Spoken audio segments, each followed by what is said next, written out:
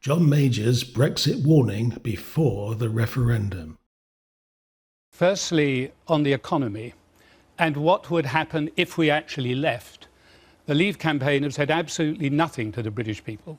And what they have said about leaving is fundamentally dishonest, and it's dishonest about the cost of Europe. And on the subject that they've veered towards, having lost the economic argument of immigration, I think their campaign is verging on the squalid. And I have said so before, and I'm happy to say so again. Is it not possible that these are thoroughly honourable men who have taken a big political risked their own political reputations, their own political futures, and standing for something they fundamentally believe in, and which is agreed with by a huge number of British people, that these are the good guys? I've no doubt that there are many people in this country, including members of the Leave campaign, who thoroughly believe what they say. I've never questioned that. Though I must say in Boris's case, it was a rather late conversion. I don't know whether he had a day trip to Damascus and came back, but until the very last moment, everyone thought he was in favour of staying. But he's made up his mind, and I respect that. But I think what they have done now they have begun the campaign is to feed out to the British people a whole galaxy of inaccurate and frankly untrue information. And what they have not done is tell us what would be the position if we were to vote to leave. I think it would be chaotic and damaging, and I think the people who would suffer most would be the ordinary, everyday man and woman in the street. And they need to tell us, if they wish us to leave, what it would be like and how they would then meet some of the objectives they've set out. They say this morning an extra 300,000 jobs would be created because we would be free to strike our own trade deals with America and Australia and China and other countries. Well, it's fantasy. Firstly, we have something like 3 million jobs connected. I'm not saying they're wholly reliant, but connected to our present trade with Europe and essentially with the single market. I gather their current policy today is that they will leave the single market. It would also be a socking great hole, according to every commentator, in our public finances. So these promises of expenditure on the National Health Service or elsewhere are frankly fatuous. They are a deceit. We would lose a huge amount in terms of national income through trade, the small businesses who sell their goods to Europe, who would sell less because if we left the single market, we would face a tariff barrier of probably around 10%. So we would sell less, people would lose their jobs, we would find ourselves in a much worse position. And the Leave campaign can turn to no serious organisation who believes what they have said about the economy and about the future of Britain and the single market. So to be clear, you're saying this is a deceitful campaign, to call a spade a spade. Are you saying that Boris Johnson is lying? I'm not personalising this, though I do find it very difficult to understand how Boris can justify the 350 million that he has on his battle bus, that he and Michael Gove in particular have defended time and again. You know, I know, the IFS knows, everyone knows, Boris knows, that the real net amount that we send to Europe is about 1/3 of that, after the rebate and after the money paid back to our fishermen, to our farmers, to our researchers. The amount we send to Europe is about 1/3 of the amount that they claim. Now, if they can't be straightforward and honest on a clear-cut matter of fact like that, upon what else can we trust them? You keep using words like straightforward, honest, deceitful, and yet you say you're not personalising it. You are accusing these people of lying. I'm talking of the Leave campaign. I'm not necessarily talking of individuals. I'll tell you exactly. I think throughout the whole of my political life, people have regarded me as being guilty of understatement. I am angry at the way the British people are being misled. This is much more important than a general election. This is going to affect people, their livelihoods, their future, for a very long time to come.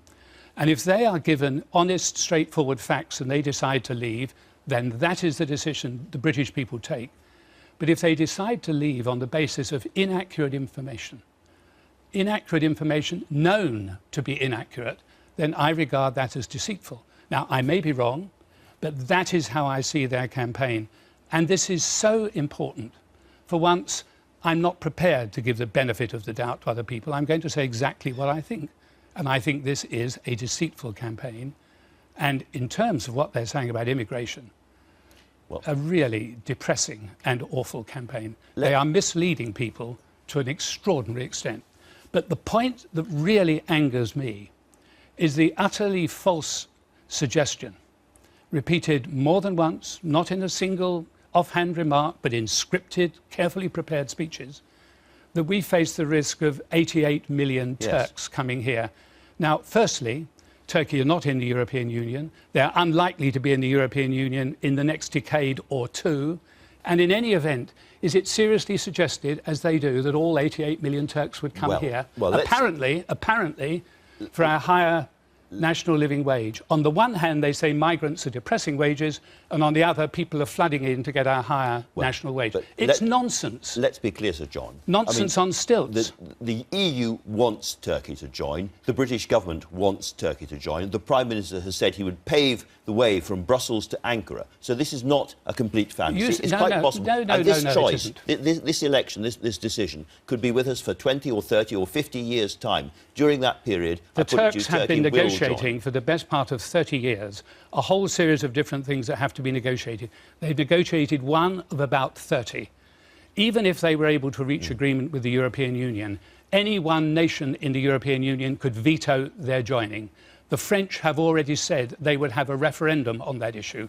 The Germans almost certainly will follow suit. Turkey will not be in the European Union for a very, very long time, if ever, for a whole series of practical reasons. And the Leave campaign know that.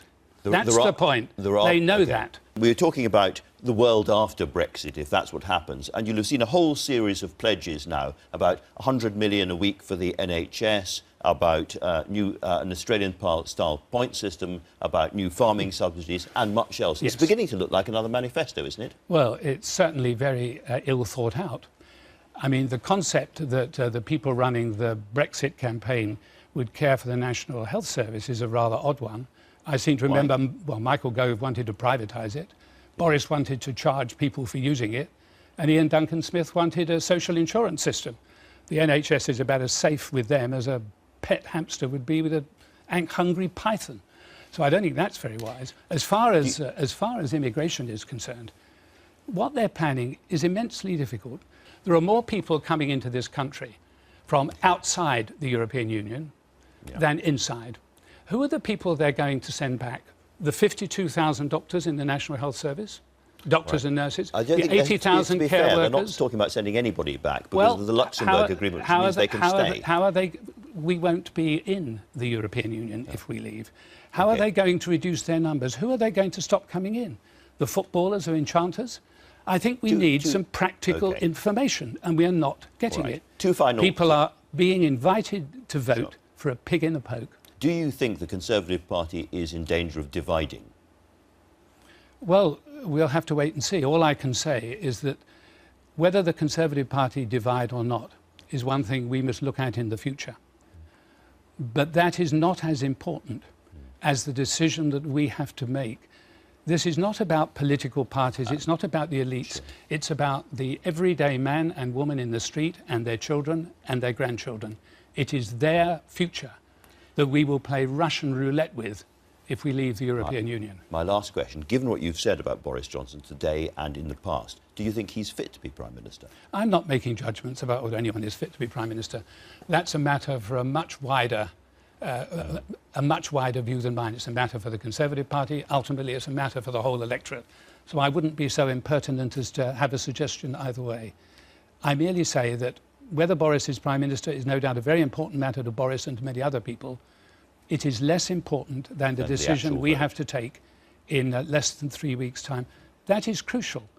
And I must say, if I may put it this way, of all the participants there is nobody on the Leave side of the campaign who has, as I have, sat at the top table in Europe for 7 years. And I know from what I have seen inside the European Union that what they say about unelected elites is absolute hogwash. The Commission, for example, are answerable to David Cameron, Angela Merkel, François Hollande and the others. They're appointed for a limited period of time.